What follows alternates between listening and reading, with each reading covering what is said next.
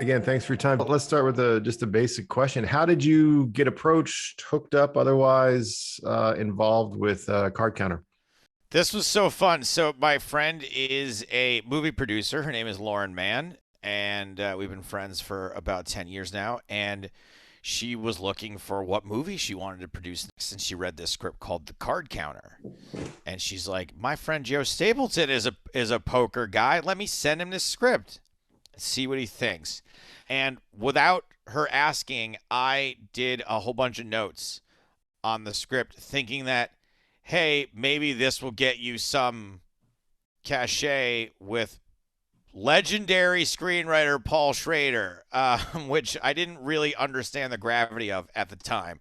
But I thought, hey, keep these notes in your back pocket. If you make this movie, you'll be able to show up on set and be like a rock star and be like, actually, this is what. Da, da, da. And they were harsh notes. They were, please don't do this. This is a huge cliche. This would never happen. People will laugh at this. Not the whole story. I'm talking about individual things that are happening.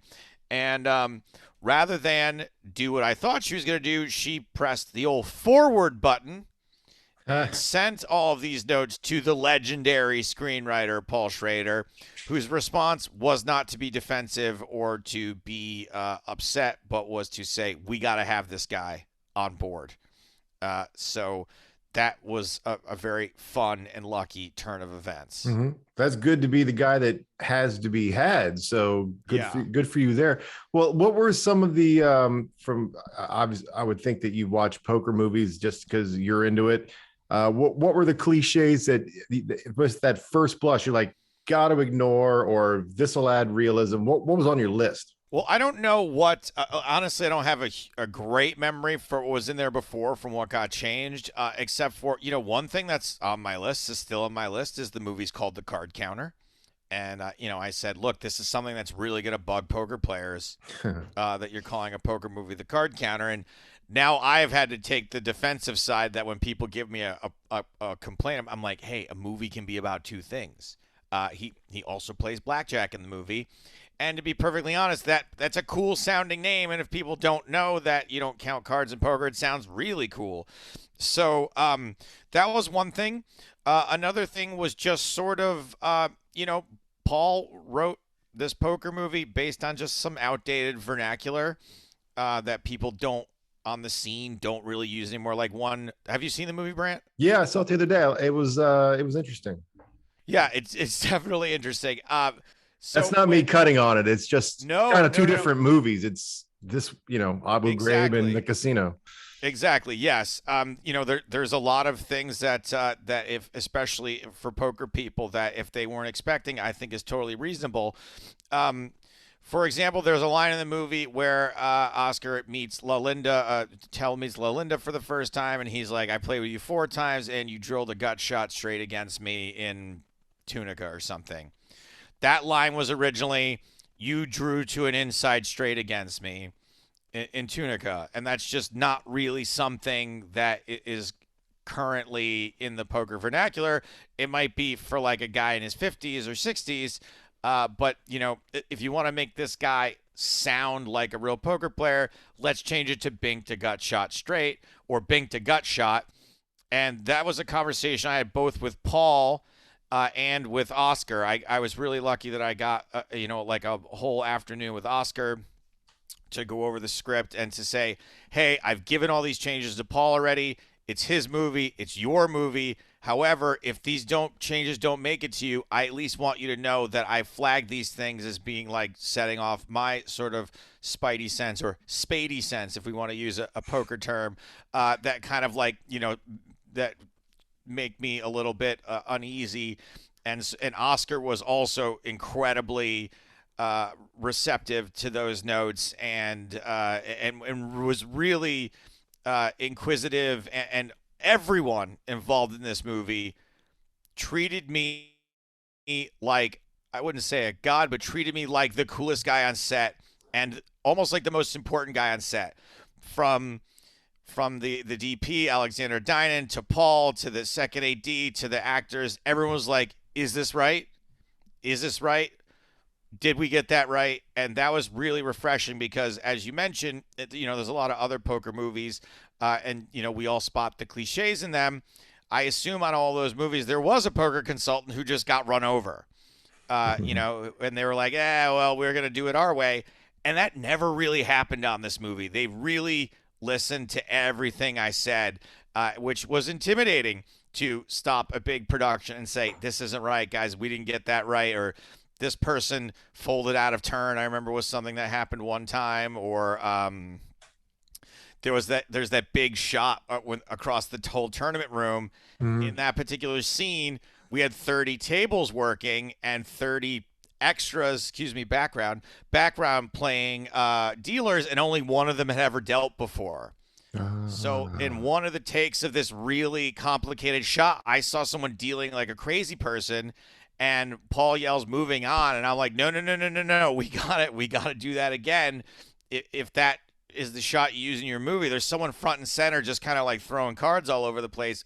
We got to figure out who that is and do it again. And Mhm. every time, there were times that definitely they were annoyed, but not with me, right? They were Mhm. like, okay, great, that's what you're here for. Let's do it again. So it really was um, a credit to them for really caring enough to make this authentic, to listen to the things I had to say. Mhm. Were you on set the whole time or reachable by text or phone other times? I was reachable by text for a couple of things because Paul, when he's thinking about stuff, just wants an answer right away. So even if they weren't shooting, but I was only on set for days in that contain poker scenes. Mm. And there's a couple of lines of dialogue that happened when I wasn't around that I kind of wish I had been around for. Again, I think the movie stands on its own without any of the poker stuff, and so where the things are that kind of like make me tingle a little bit do not affect the quality of the movie at all. But had I been there, I'd have been like, "Hey, do you think we could just like tweak this one line?" Or there's a scene where Oscar's like in the diner flipping the cards around, and I wasn't there for that because it wasn't actually a poker scene. And there's just like a tiny little bit of dialogue that I would have been like, "Hey, can you just slip the word bet in there somewhere to make it Mhm. 100% accurate?" But as far as like what I saw, what made it to the screen, like I was proud of the movie and proud of my contribution to it. Mhm. Do you think were they making a concerted effort for it to be like legitimate for the pros such as yourself, but there's also a balance to be struck between the dabblers and the novices, because like the example I'll use to preface the question, it was the first scene of the movie where I think he's playing blackjack and he's talking about counting cards and they put the little the numerical values on the screen.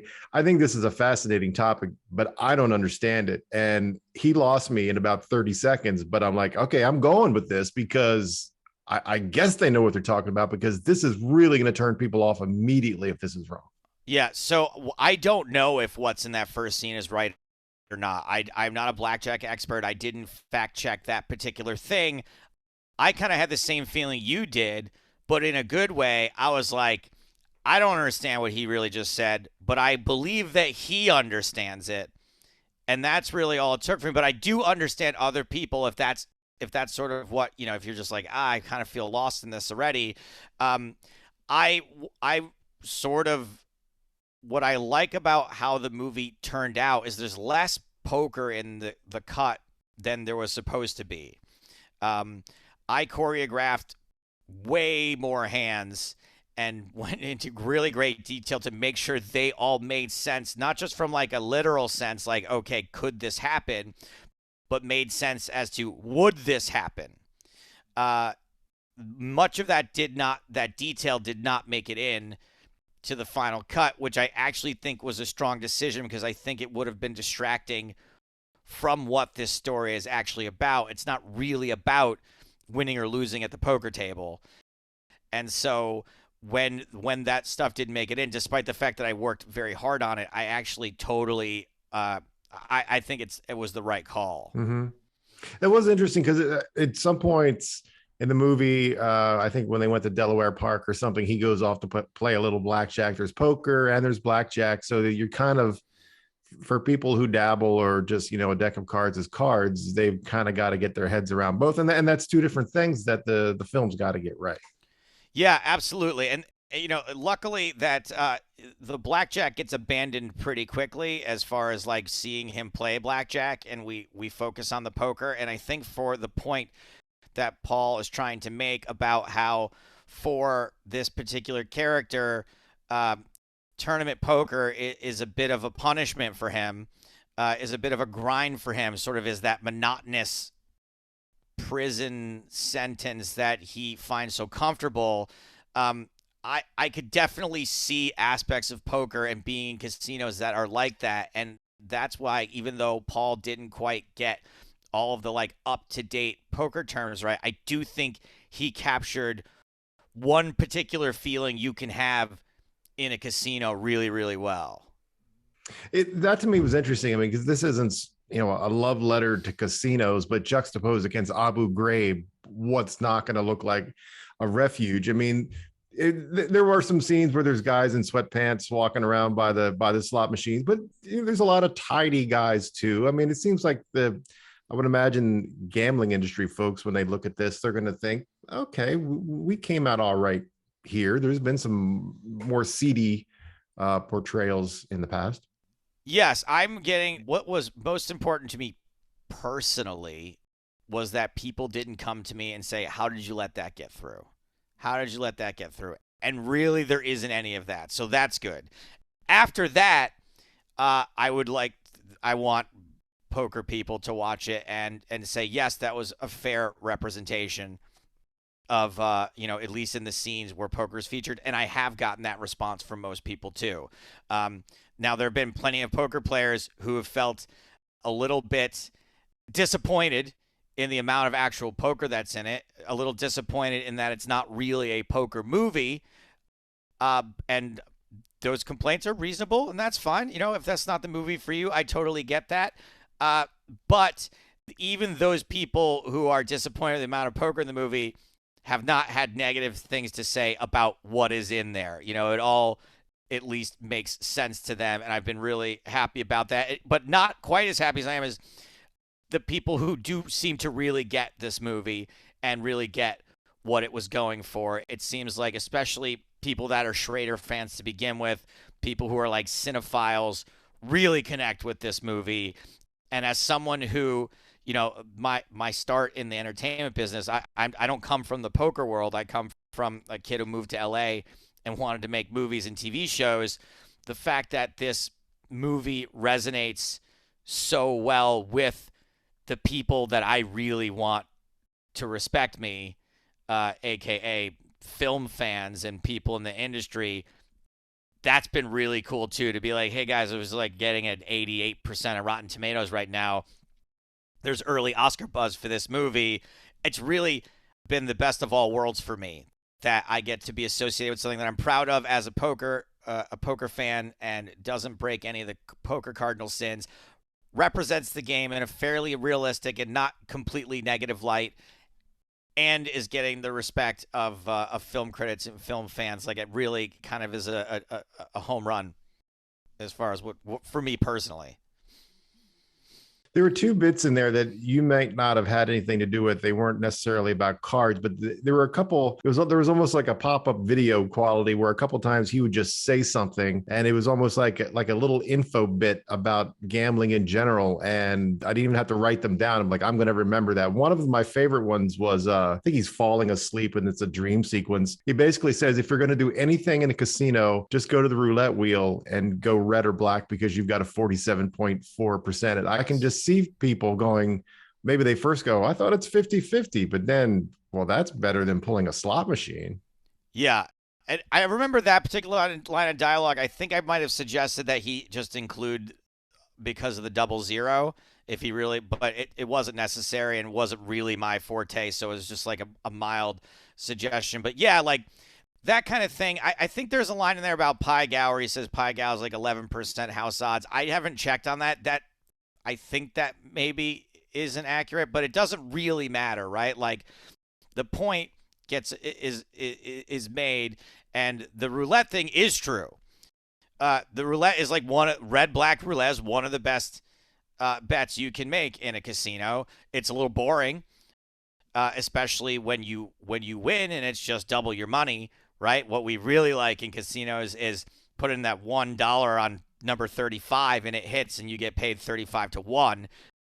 That's the fun bet, but also like that's mathematically not quite as sound as red black.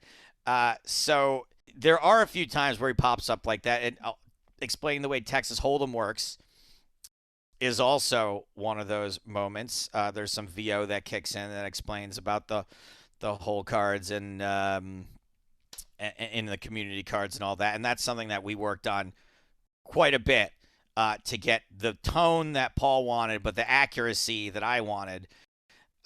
Because one thing that's difficult about explaining poker is that it's hard to do it succinctly.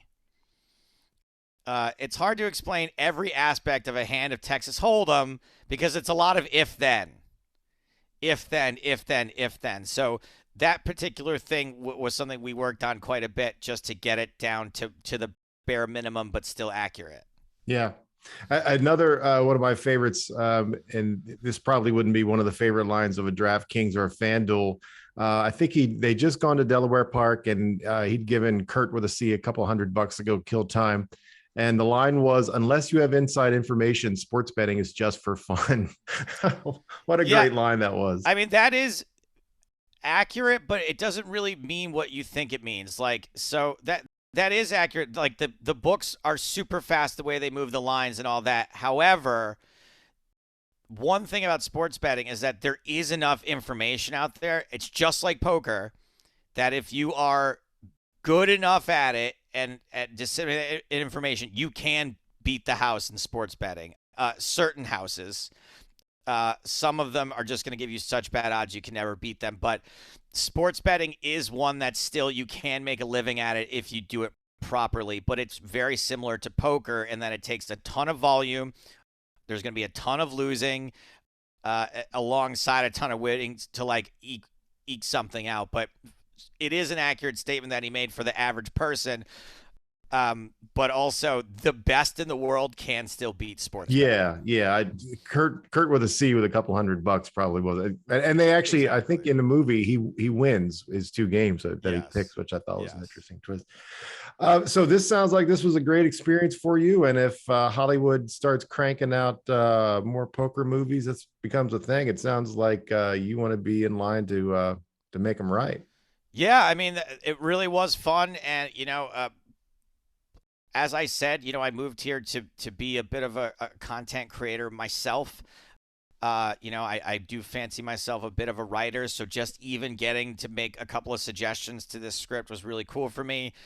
And if poker in the mainstream becomes a thing again, I would hopefully have designs on not just consulting, but maybe being consulted on story, maybe being consulted on, more creative aspects than just being, especially if, let's say, the story involved poker more, to be, a writer or a producer on something. Me and the producer of this film who got me involved, kind of are pie in the sky fantasizing about the Card Counter TV series, either with Oscar's character or possibly Tiffany's character.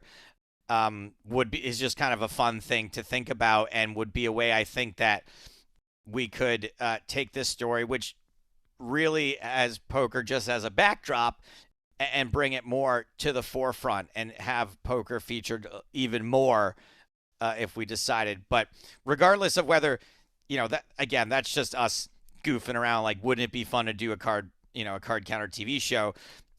I think that there's room in the space right now for a Queen's Gambit style poker TV series, something to once again remind people that poker's out there and it's still pretty cool and it's still pretty fun.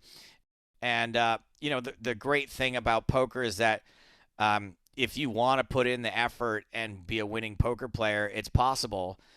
But if you don't and you just want to be a bad poker player, it's still fun. Very true. That's an interesting idea on the show. I think Tiffany's would be kind of very doable because you could just go through her stable. Correct. Exactly. And, you don't have to get too attached. Television, obviously, you want to have a much broader range of characters because you have a lot more time to develop them and do stuff with them. So yeah, I think that could be a pretty fun concept to play with. But just want to be clear, not my concept, not my property to do anything with.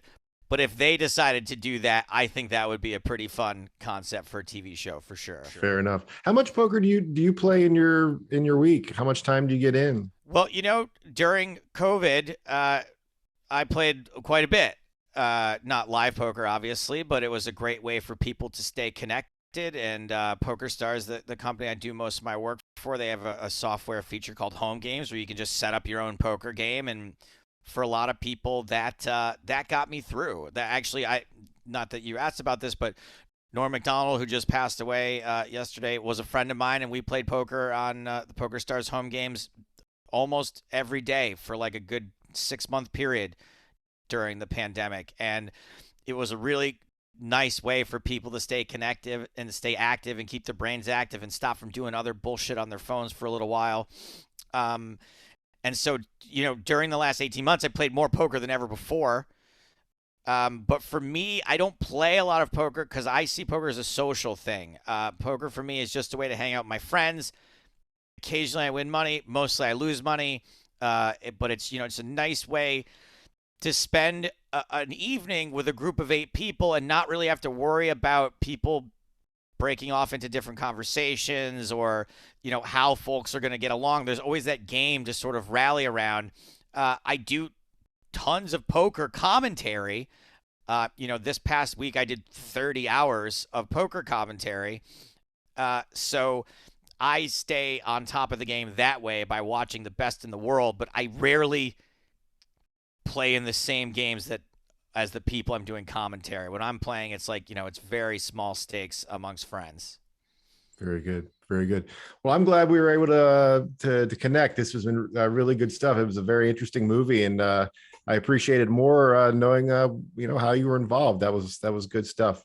Sure, Brant. Yeah, anytime. All right, man. Good talking to you. Thanks. See ya. Bye. Appreciate it.